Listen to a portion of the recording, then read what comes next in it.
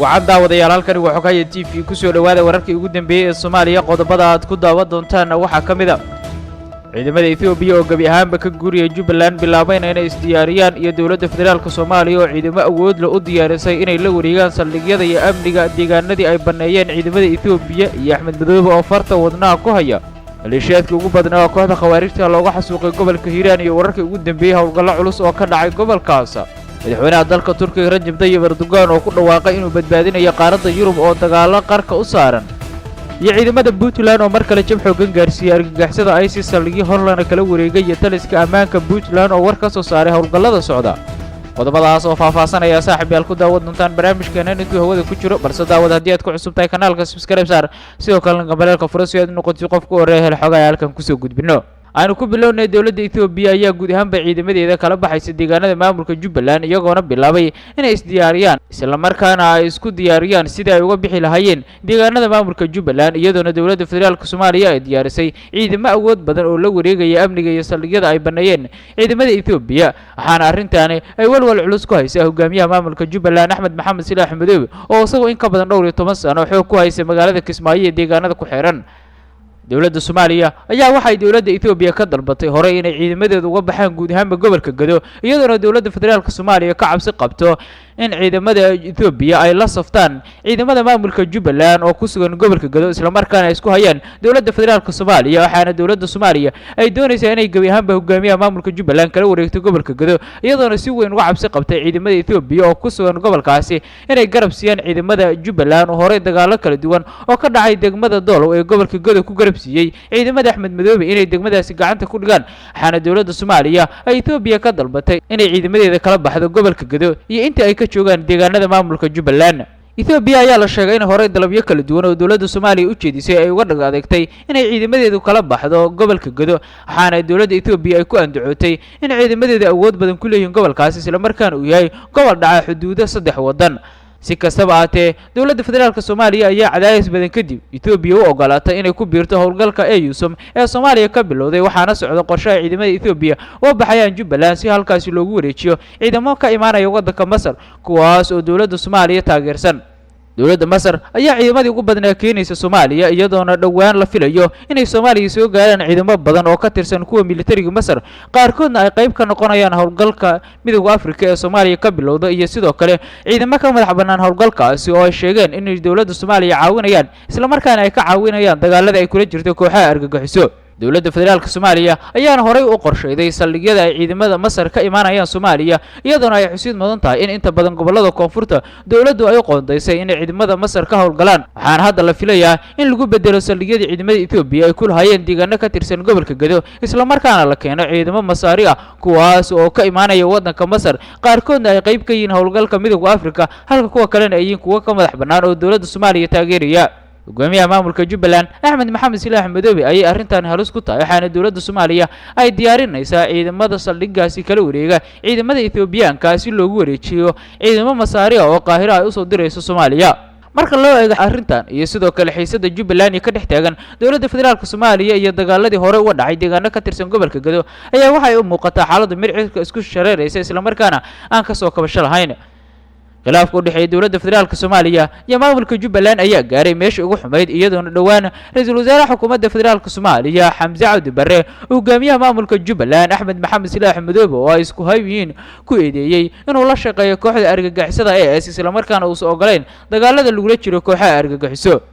ra'iisul wasaaraha Soomaaliya Xamse Cabdi Barre ayaa waxa hogaamiyaha maamulka Jubbaland ku eedeeyay inuu ciidamada xoogga dalka u adeegsaday hubkii loogu talagalay inuu ku xoreeyo magaalada caasimadda u ah maamulka Jubbaland iyo sidoo kale degmooyinka ay ka haystaan kooxaha argagixiso oo inta badan maamulaya deegaanada maamulka Jubbaland dhanka kale maamulka Jubbaland ee hogaamiye Axmed Maxamed Silaax Madoobe ayaa waxa uu dawladda federaalka Soomaaliya ku eedeeyay inay burburisay dastuurka isla markaana ay ka leexatay arrimihii hortubinta u lahaa ayna hagal daacisay oo siyaasadeysay dagaalkii lagu jiray kooxda argagixisada ee ESA hogaamiyaha maamulka Jubbaland Axmed Maxamed Silaax Madoobe ayaa eedeyntii ugu cusleed u jeediyay madaxda dawladda federaalka Soomaaliya isagoona ku dhaliilay inay dalka u horseedayaan burbur isla markaana ay siyaasadeynayaan wax kasta oo muhiim ah shacabka iyo qaranka Soomaaliyeed waxa uu sheegay in Jubbaland ay u dhaqmayso sidii dawlad madax bannaan isla markaana uu hay'adaha caalamka ka codsanayo inay ula macaamilaan Jubbaland dawlad toosan maadaama uu sheegay inta ay helayaan dawlad dhaba oo Soomaaliyeed inay u dhaqmayaan sidii dal madax bannaan. Si kastaba ha khilaafku u dhexeeya dawladda federaalka Soomaaliya iyo maamulka Jubbaland ayaa gaaray meesha ugu xumeyd iyadoona eedeymo xad dhaaf ah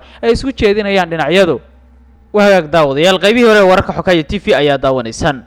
maleeshiyaadkii ugu badnaa oo ka tirsan kooxda argagixisada AS ayaa maanta lagu xasuuqay deegaano ka tirsan gobolka Hiiraan iyadoona halkaasi ay ka socdaan howlgallo culus. xogo kala duwan ayaa ka soo baxaya subaxnimadii hore ee saaka weerar xubno ka tirsan kooxda argagixisada ah ay kula jirmaadeen deegaano ka tirsan gobolka Hiiraan gaar ahaan deegaano ku teedsan webiga Jiinkiisa oo u dhow degmada Buulaburde ee gobolka Hiiraan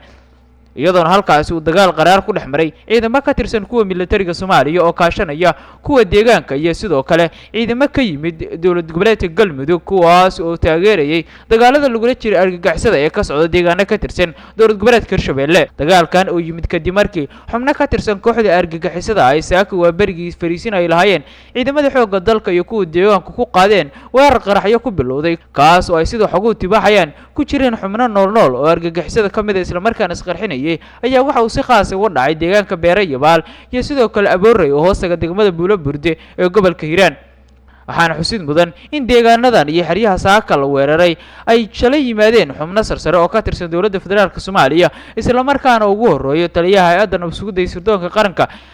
Cabdullaahi Maxamed Cali Sambulushe, madaxweyne ku-xigeenka dawlad goboleedka Hirshabelle Axmed Yuusuf Hagar Dabageed iyo sidoo kale ganacsadaha weyn ee Liibaan Axmed Xasan oo ah musharax u tartamaya xilka ugu sarreeya maamulka Galmudug. deegaankaasi ayaa shalay waxa ay xubnahaasi kula hadleen ciidamo ka tirsan kuwa militariga Soomaaliya gaar ahaan kuwa si khaas u tababaran oo ka tirsan hay'adda nabadgelyada iyo sirdoonka qaranka isla markaana loogu talagalay weerarada degdega iyo sidoo kale ciidamada deegaanka iyo ciidamo gurmud uga baxay deegaano ka tirsan dawlad goboleedka Galmudug. dagaalkan oo mid xoogan ayaa dawladda Soomaaliya waxay sheegtay inay ciidamadu gaareen guul isla markaana waxay sidoo kale sheegtay in ciidamada qaranka iyo shacabka hubeysan ay halkaasi ku laayeen al-shabaabkii ugu badnaa ee soo qaaday weerarka.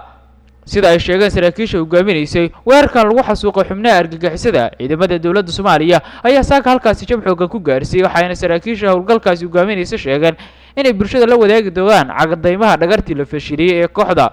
dagaalkan oo saaka mid xoogan ayaa waxaa ku dhintay ciidamo fara badan oo labada dhinac waxaana dawladda Soomaaliya ay soo bandhigtay meedadkii ugu badnaa oo ka tirsan xubnaha argagixisada. goobihii saaka dagaalka uu ka dhacay ee ka tirsan gobolka Hiiraan hadda waxa gacanta ku haya ciidamada militariga Soomaaliya iyo kuwa deegaanka iyagoona si buuxda u maamulaya aagga deegaankaasi waxaana lagu jabiyay isla markaana la fashiliyay weerarka ay soo qaadeen xubnaha ka tirsan kooxda argagixisada AS.